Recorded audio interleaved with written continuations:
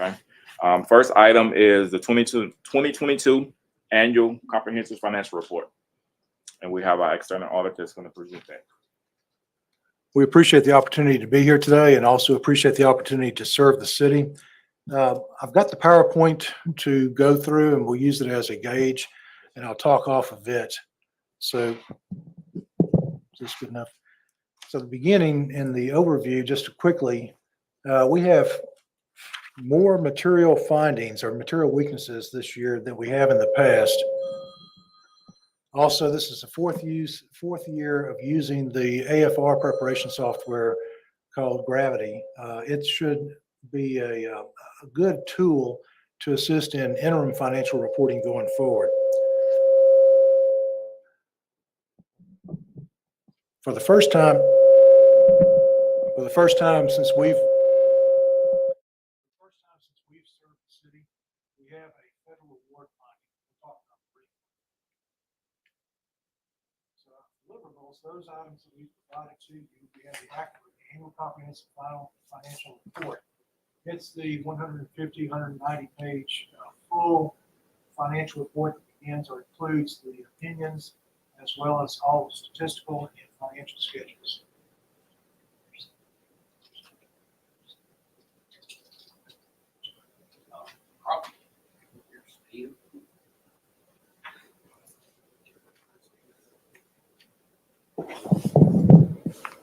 So we will talk about that briefly. The other deliverables, we have the single audit report for 2022, and in there's also the report on any findings that we have on controls over the financial reporting, financial internal controls, as well as federal awards. Also the passenger facility charge report for 2022, it had a clean opinion. And back to the single audit, even though we had findings, we did not have anything but a clean opinion again on those reports. We also have the report to governance, which there are no areas in there of concern that we need to report to you, the body of governance, or to management. And lastly, a deliverable of the debt compliance letters covering the compliance over the bond covenants. We did have one item of non-compliance, again, as we did last year, and it's a very small difference in the amount of the debt service coverage that is due. The water and sewer was in violation by less than 1%. What the airport was not in violation. We've discussed these with management as to how that's developed, how that's computed, and what to do going forward. The opinions issued on the ACFR, we issued an unmodified opinion. And it covers all the governmental activities of the city, the major funds, general fund, debt service fund, community development, the GOB bonds and the non-major funds, as well as the enterprise funds, water and sewer, airport, solid waste, hotel, convention center, and some small non-major funds. It also covers the discretely presented component units. That includes Northwest Louisiana Financing, the old Shreveport Housing Mortgage Authority, City Court, City Marshal, and the library. And finally, it covers the fiduciary funds, your internal service funds, healthcare, and the risk and pension funds. In the findings that we reported, we have 5 findings, 4 of which deal with the financial statements and internal controls. The first one deals with material weaknesses that we found in the general fund's property standards. This is a repeat of the last 2 years. And this year, though, it's being addressed in terms of an approach to eliminate or to get accountability on those dollars.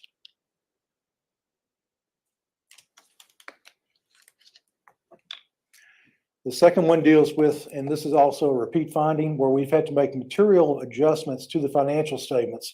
That requires us to report to you a material weakness. Your financials are to come to us, in theory, without needing any kind of material corrections that we make in the course of auditing the numbers. The third one deals with compensated absences. We had some reports that were provided to us that were very materially incorrect. The efforts being made by the finance department is going to work on addressing those on point to remove those from a consideration this year. We think that 2 and 3 have a great chance of being eliminated in the 2023 year. Last item here, the schedule of federal expenditures. We also have a material weakness in its preparation. Specifically, we had material differences in the amounts reported for federal expenditures on the airport, or not the airport, the Sportran funds. Those had to be corrected several times before it was able to be audited. Last material weakness deals with reporting a compliance requirement on the coronavirus state and local fiscal recovery funds, ARPA money, as you've heard it before. Specifically here, we have to test various attributes of the program. Reporting to the federal government is a required attribute that we have to look at. During 2022, there were no documentation where reporting was done to the federal government as required. Even if there were no expenditures, there had to be a 0 report filed. Management has taken a great deal of effort to obtain the access to the reporting modules with the Fed, and also to begin getting that caught up. So we don't expect to see that as a finding in 2023. If we do, that would potentially create a material weakness or material finding inside of the reporting for the federal awards. In 22, we've tested 3 sets of federal programs: the Federal Transit Cluster, the Airport Improvement Program, and the ARPA funds. Last year, 21, you had $27 million of federal awards. 22, the year that we're talking about, it had grown to $47 million. That's predominantly made up of the Federal Transit Cluster was $12.7 million, Airport Improvement was $8.4, and ARPA was $9.4, significantly increased over the years before because of expenditures. We also have a number of management letter comments. These are not findings that have a significant impact to the financial statements or are, in our world, a material event. Those are ethics training. We had a number of people, 18 of 60 in our sample, where the documentation for them taking the annual ethics training was not available. We had a number of outstanding checks, both in operations and in payroll, that had gone past the date to be required to be escheated to the state. Budget noncompliance. There were several programs, again, where they were outside of the 5% rules for either revenue or expenditures and had not been amended to bring them into compliance with the state law. We had an improper classification of cash resulting from lease revenues or lease proceeds that were classified as receivables instead of cash. So again, we go back to that material weakness on financial reporting. This was not a contributing factor, but it is a classification error in how the financials are reported. We also had $1.5 million of lease financing that has, during 22, was not expended and would be due to be repaid in 23. So we're bringing that to the attention of management that those funds, because of supply chain issues and other delays in being able to get the items that were funded in this lease agreement, is going to be paid back or has been paid back in 23. There were a number of files on personnel that dealt with state retirement system testing. Those files were missing and have not been brought forth. And last was a sole source utilization in purchasing the crime cameras. The approach that was taken was to select one vendor and declare them sole source. But that's not the process that has to be followed. So purchasing has developed revised policies to address this in the future and not let it be a violation of state law.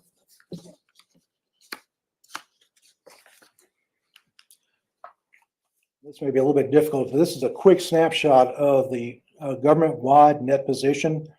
And the things I wanted to point out at the very bottom, you'll see the unrestricted net position last year and this year. And again, this is government-wide. It's not general fund. It's not a proprietary fund. And it has improved by $42 million year to year.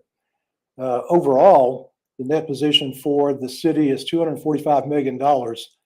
and I didn't bring a pointer, but it's at the top left in the columns under 22. It's improved over the net position of $176 million in 21 by $69 million.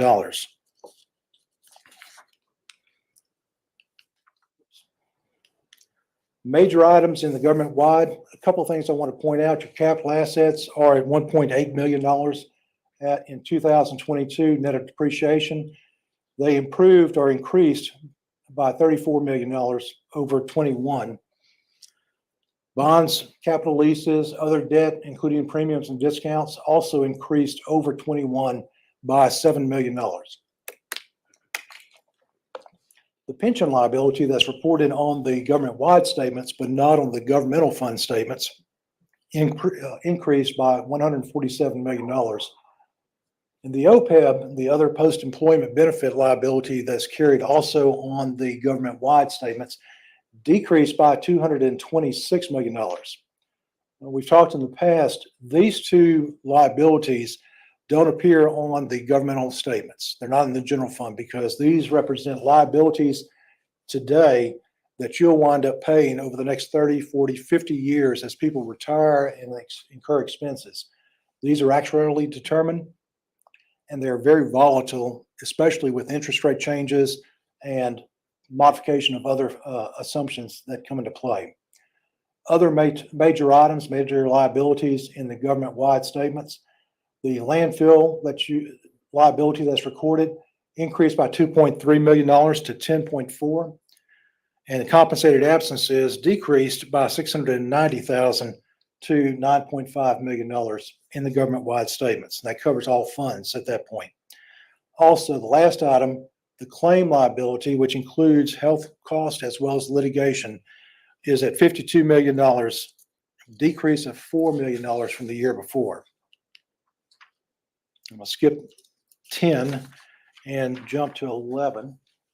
And the only thing I want to point out here is in terms of revenue on the government-wide statement, the last two columns, the totals, there was a $32 million change or increase in the governmental funds revenue, as well as a $17.9 million increase year to year in the business side, the proprietary funds. Big piece of that is going to be in property tax, sales tax, as well as charges and operating grants. And you know, part of that's coming from the ARPA money that was expended and reflected. Then on page 12, a couple of key things I want to point out. We talked about the pension liability and the OPEB liability a moment ago. The big changes that take place here year to year for general government shows a decrease of $33.7 million, a increase in public safety of 11.03, and a decrease in public works of 14.4. The governmental funds are consistent year to year in terms of those expenditures. But because of the volatility of the changes in the OPEBs and the pensions, a net $70 million decrease in those funds, that's what's driving the difference between the governmental funds and the government-wide funds for these categories in terms of year-to-year presentation. And I'll be glad to go into a great deal more detail if you wanted to, or talk about that off the side. A couple of things to point out in the fund balances, switching over to governmental funds. The community development of these major funds is the only one that has a deficit fund balance that we have to report separately. It shows $2.4 million at the end of December 31, 22. In the enterprise funds, the solid waste is showing a $39 million deficit fund balance. Virtually all of that is caused by the OPEB and pension liabilities that have been applied to the personnel that are in those funds. And that's what's driving that deficit. Convention Center has a $5.7 million deficit fund balance. And the biggest thing there is they have a deficit in operations that is driving that number up. It's about $4 million in 2022, which is the bulk of the liability that we see. Last column, internal service funds is made up of healthcare and the risk funds. That shows a deficit fund balance of $58 million, with 14.9 of that coming from healthcare and 43.7 coming from the risk fund. And again, the liabilities are marked up there, and you expect to pay for those over, especially the risk fund, over a number of years. So it creates a deficit fund balance until the monies are either reduced, liabilities are reduced through the actuarial funds, or you have occasion to not have the liabilities if that's the case. I realize that was a quick run through. Any questions from y'all? So just clarifying for the public, you issued an unmodified opinion, which in layman's terms mean that we can rely on the financial statements that were prepared. Exactly. Second thing, what's been an audit issue for the last couple of years was the property standard, that $6 million. And I believe you said that Mr. Darden, Mayor Arsenault has a plan to address that moving forward. I believe that what I recall is that the opportunity to attach additional liens to address them as they're being levied and try to get collection then is being added to the program. Now, when we talked about it and put it in place, it was early on. I don't know if it's had a chance to fully be put into place and tested yet. Okay. The other thing, Mr. Chairman, that we're doing is we're going to stop budgeting that as if it's revenue, because almost all of the liens and charges that we put out in property standards are not paid. They may become a lien on the property at some point, but we very seldom get a check from someone saying, thank you for cutting our grass.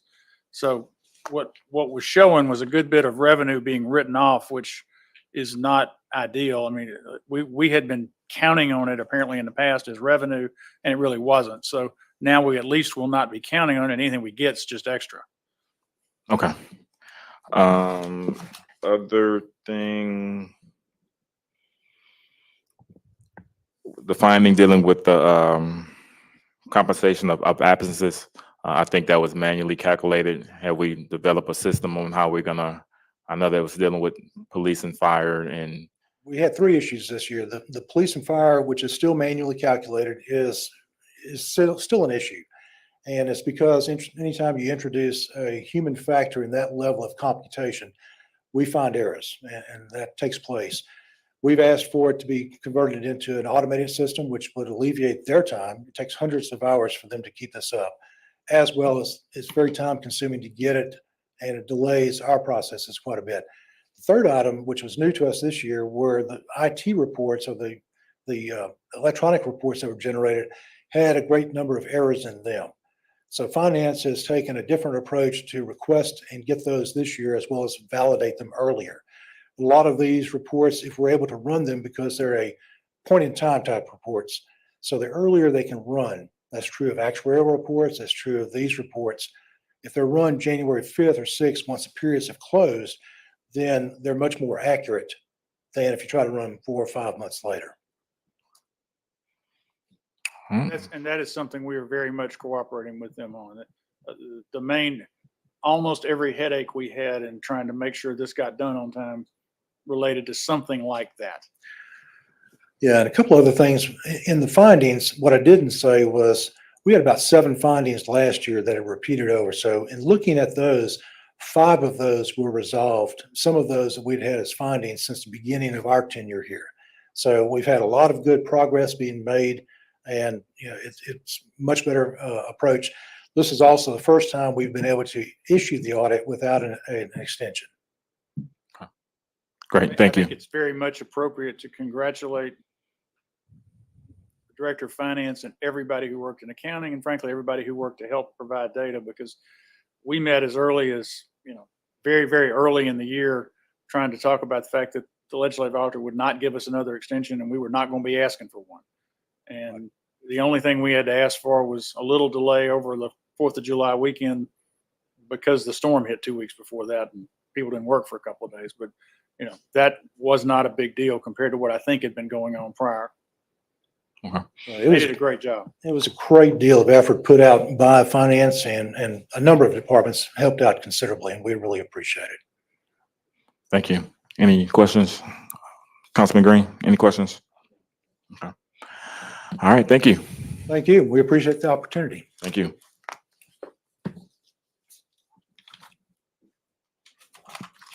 You mean if I don't ask any questions, he's finished?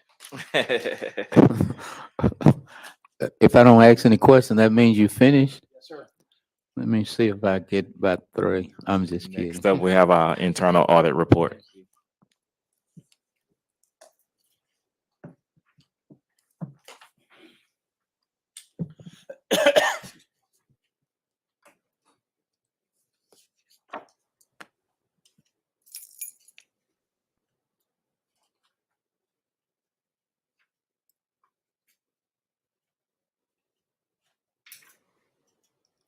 Thank you, Mr. Chairman and Councilman Green, for allowing us to do our, present our internal audit report. We have 2 that we want to present to you today.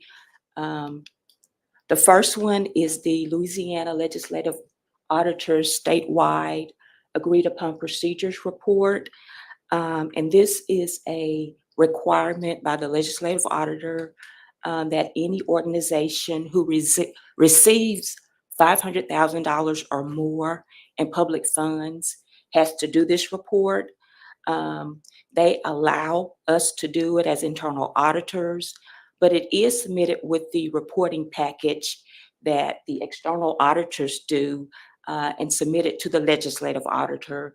And because of that, because we do it, it helps defray the cost of the external audit. The procedures are intended to improve transparency, improve accountability, and over time, they hope that it will reduce fraud, waste, and abuse. And as a part of doing this, we work with the finance department in completing these procedures. The procedures represent primarily 14 major categories outlined by the bullets on the screen that are also then subdivided into about 31 procedures that we test. And as a part of that test work, we determine if the city is complying with the procedures, and if they're not complying with the procedures, then that is noted as an exception. These procedures kind of are on the fringes of operation. They may not involve a lot of money, but again, they could involve things such as fraud or negative publicity if there's not correction or the issue is not addressed. So the details of our presentation will only explain those that had exceptions within those major categories. Written policies and procedures. There were about maybe 15 policies and procedures that we looked at, and it has to have certain language included in those. For 2 of those, the language that the legislative auditor requires was not included.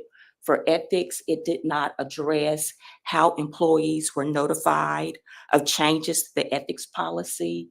And for the disaster recovery business continuity policy, it did not address the use of antivirus software or the timely application of software patches. For the update to the board or finance committee, sometimes the legislative auditor will add, they will take away, they will revise procedures based upon their experience with doing this. And this one actually is an addition to the procedures. They're now requiring the finance department to report to the city council on the progress of resolving those audit findings that Tom and CRI have just explained to you. So on a periodic basis, you'll be getting written updates of the resolution of those findings. So kind of look for that as a part of maybe emails or something to that nature. Bank reconciliations, testing and making sure that the money coming in and coming out is properly accounted for.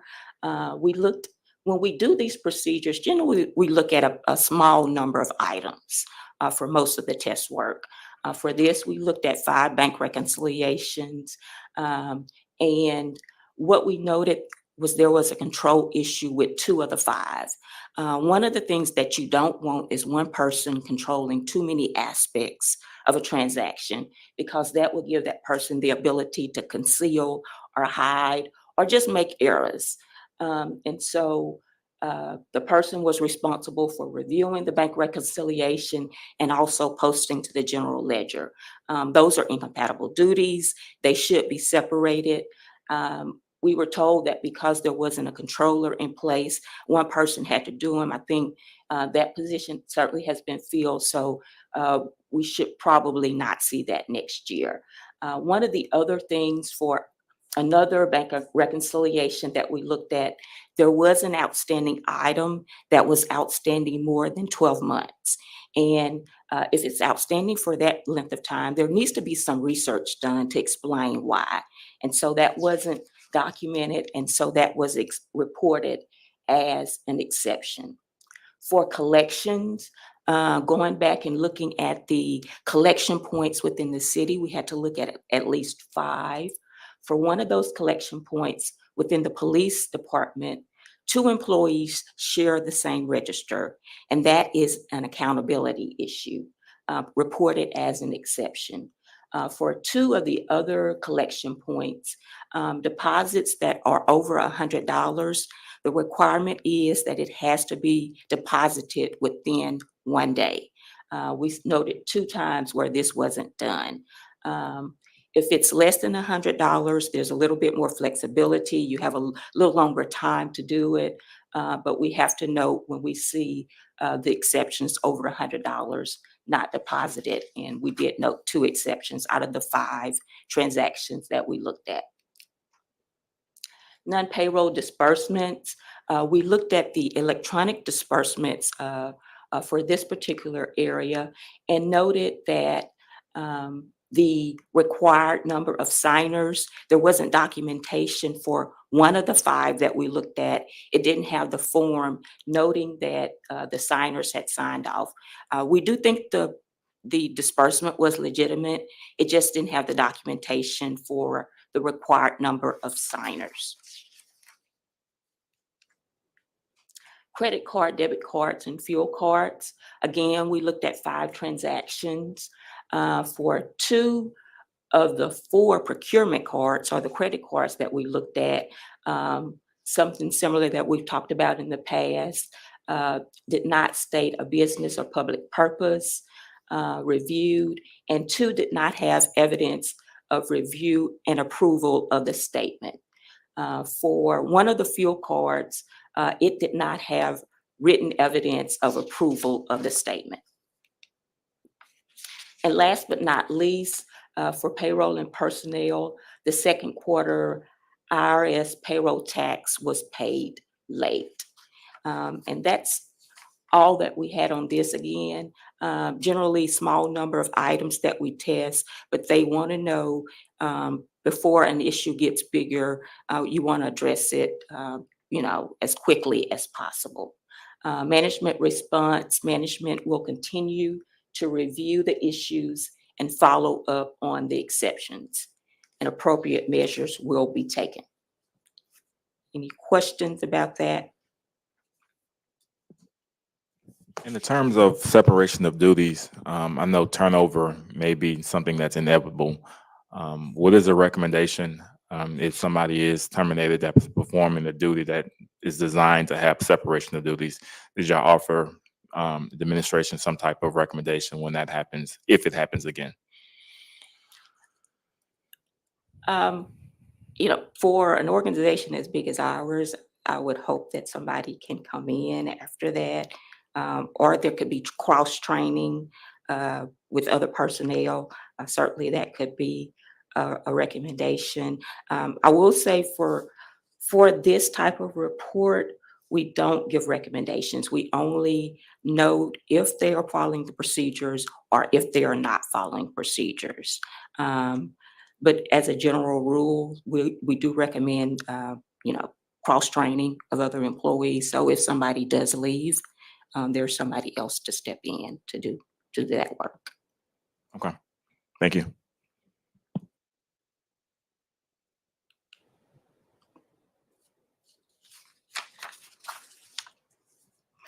The next report that we wanted to review is the audit of the Public Works sidewalk operations, where we looked at the objectives were to look at city ordinances to determine compliance, whether they were monitoring procedures for sidewalk repair operations, and whether they were properly safeguarding the materials and equipment. Did want to again thank Councilman Jackson and the City Council for recognizing us last council meeting for winning the Knighton Award on this report. Nadia Dunhams was the auditor who actually completed the report, so congratulations to her. And did also want to thank Mr. Gary Norman and his staff. They were very helpful in us completing the report as well. So kudos to them, and thank everybody for their efforts in getting this award. We've submitted our report for probably the last 10 years, and this is the first time we've won. So very proud of our office for doing that. To review the kind of high points of the report, finding one, we noted that the city absorbs the cost of repairing the sidewalk, and this was in contradiction to the ordinance that actually requires citizens to take on the cost of repairing the sidewalks. We could not get a good number for how much that cost would be overall that the city is paying now, because sidewalk repair is kind of combined with street repair. That total is about $1.4 million. So what we're recommending is they kind of track those sidewalk repair costs to get a good number for that. But we also recommended that they work with the administration, and the administration actually works with the council to determine how they want to treat this discrepancy between actual practice and what the ordinance is. We did not give a position as to which way it should go. We simply pointed out some pros and cons of doing it either way. The city continuing to take on the cost, or that cost passed on to the citizens. So that needs to be something, that should be addressed with you as the council. We also recommended that you develop an operational manual. The Public Works Department develop policies and procedures as it relates to that sidewalk repair process.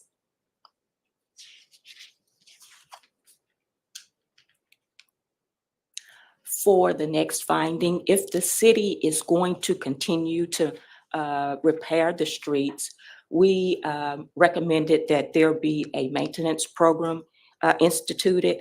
And with that, it would just extend the useful life of the sidewalks and enhance user safety. Recommendation 3 deals with inspections. As kind of a background information for the process in repairing the sidewalks, if the repair yards are over 100 square feet, then there are contractors brought in to repair the sidewalk. If it's less than 100 square feet, then there are in-house crews that actually do the sidewalk repair. For those repairs that are over 100 square yards, we noted that there was no documentation of the inspection process on the work orders. And so we thought that that should be documented. As well, when the contractors do the work, there is a warranty within their contract, but we thought that the warranty was useless because there was no inspection done before that warranty expired. And so we thought that that was kind of a weakness in the process. We just recommended, number one, that they work on an inspection schedule and ensure inspections are done before the warranties expire.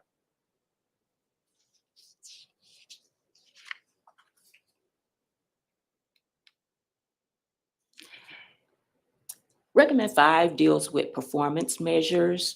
We looked at the performance measures and we noted within the budget book that they had them outlined, but once we tried to get support for them, we recognized that they were not reliable.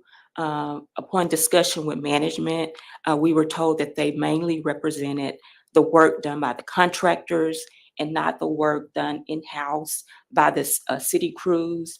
And so we're just recommending that they report on more accurate performance measures. One of the things that we also noted on this is that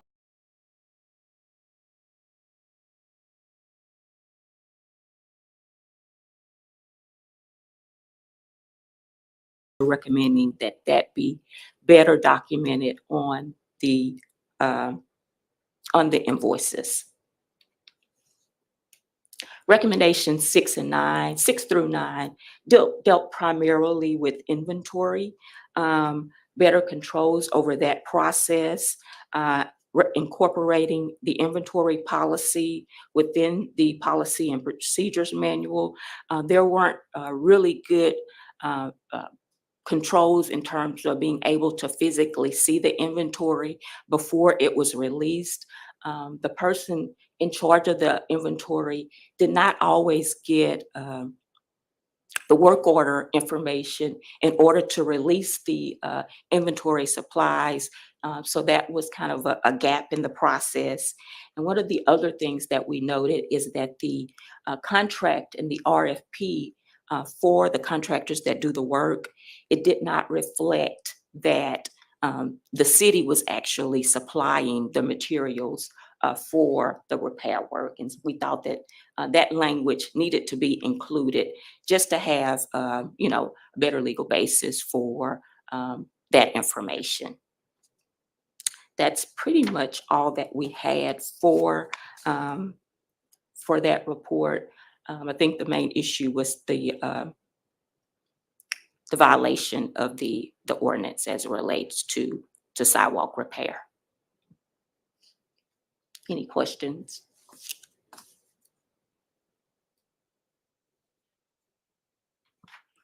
Mr. Dory, so you think council need to do a cleanup ordinance on the sidewalks so that we could help the citizens out, so it won't be like that? What would you suggest we do with that?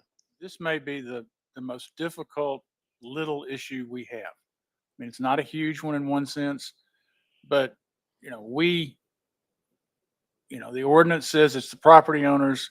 We know in many, many cases, repairing a sidewalk is well beyond the property owner's ability to do it. Yet we leave the ordinance as it is. So if somebody trips and falls over a sidewalk, it's not ours, even though it's on our property. I mean, I don't know that there is an easy way to do this one. You either have to jump on and say, okay, it's all ours, and we don't have remotely enough money to fix every sidewalk that needs it, or we can say it's all the property owners and we never fix one, and then you get the calls and we get the calls. And this is an issue that's been discussed as long as you and I've been doing this, at least. And I'm not sure I'm prepared right now to tell you which side I'd prefer to come down on. It's a legal question in the sense of liability. It's a dollar question in the sense of what you can afford to repair. But she's right. Practice is one thing and ordinance is entirely another, and it's been that way probably since I was a little boy. So I don't know that I have a conclusion I'd just throw out at you simply. It's not a simple issue. Like, for instance, I had a situation on Kennedy down by Bethune Oak Park School. The school board has a fence there, but the sidewalk belonged to us, and we have to there are no homes there, so on that side. So if we have to get that sidewalk fixed, then it wouldn't be a homeowner there. It'd be the school board, just like a property owner. I mean, if you read the ordinance literally, that's the school board sidewalk. The school board certainly doesn't think so. No, they don't think And so. and you know how how this goes. I mean, it ends up if the property owner, if the problem is bad enough and the property owner simply won't, what we do. mean, Yeah. we're gonna go fix it. That's what they do. Right. Because it avoids the possibility of somebody getting hurt when we could have done something about it. And yet that's clearly not what the ordinance says to do.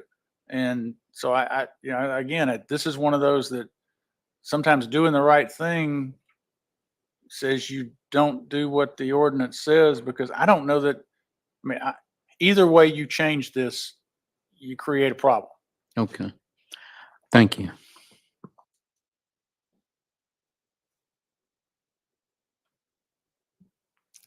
You have anything else? That's all. Thank you. Okay. Thank you for what you do, Um, Linus. Yeah, thank you. Appreciate you. Appreciate your team as well. Thank you, guys. Before we adjourn, I do want to bring note to something. On last Monday, I did reach out to the legislative auditor. We've had some possible charter violations, so I sent a formal request to the legislative auditor to look into that.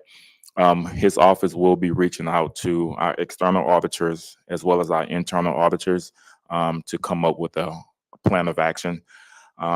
We wanted to make sure that we were being as transparent as possible with our public because they need us to be transparent with some upcoming support that we're going to need from them as well. So that was the intent of that. So I kind of wanted to make you aware of that now. So when this office does reach out to you, you'll be aware. Okay.